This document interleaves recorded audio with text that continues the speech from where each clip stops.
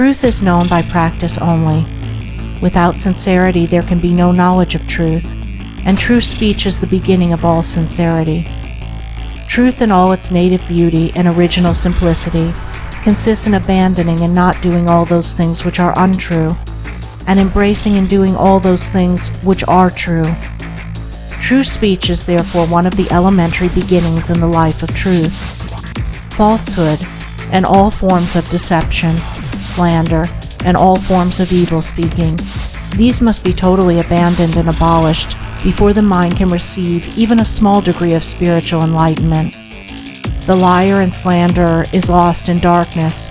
So deep is his darkness that he cannot distinguish between good and evil, and he persuades himself that his lying and evil speaking are necessary and good, that he is thereby protecting himself and other people.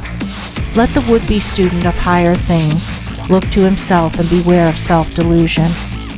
If he is given to uttering words that deceive, or to speaking evil of others, if he speaks in insincerity, envy, or malice, then he has not yet begun to study higher things.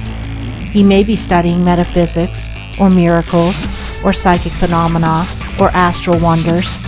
He may be studying how to commune with invisible beings, to travel invisibly during sleep, or to produce curious phenomena.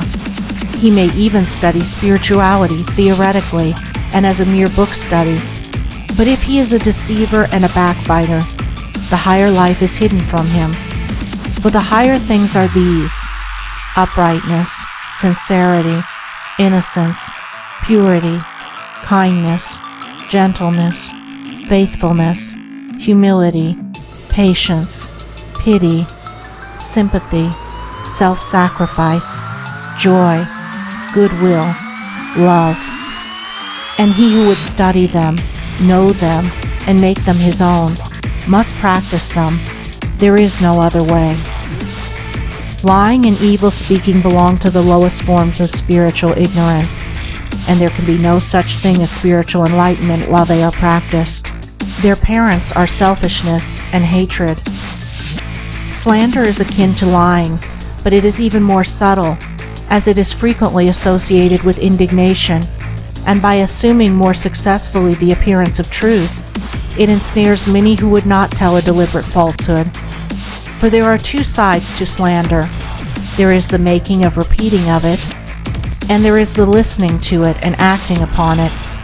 The slanderer would be powerless without a listener. Evil words require an ear that is receptive to evil in which they may fall before they can flourish. Therefore, he who listens to a slanderer, who believes it, and allows himself to be influenced against the person whose character and reputation are defamed, is in the same position as the one who framed or repeated the evil report. The evil speaker is a positive slanderer. The evil listener is a passive slanderer. The two are cooperators in the propagation of evil. Slander is a common vice and a dark and deadly one. An evil report begins in ignorance and pursues its blind way in darkness. It generally takes its rise in a misunderstanding. Someone feels that he or she has been badly treated, and filled with indignation and resentment, unburdens himself to his friends and others in vehement language, exaggerating the enormity of the supposed offense on account of the feeling of injury by which he is possessed. He is listened to and sympathized with.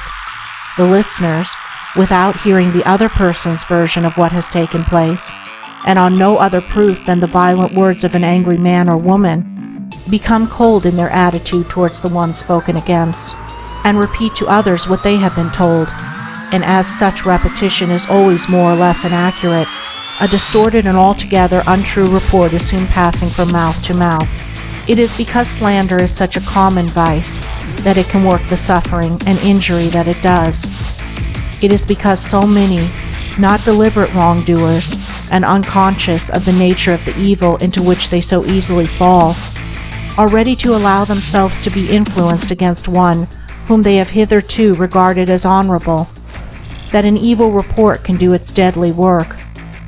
Yet its work is only amongst those who have not altogether acquired the virtue of true speech, the cause of which is a truth-loving mind.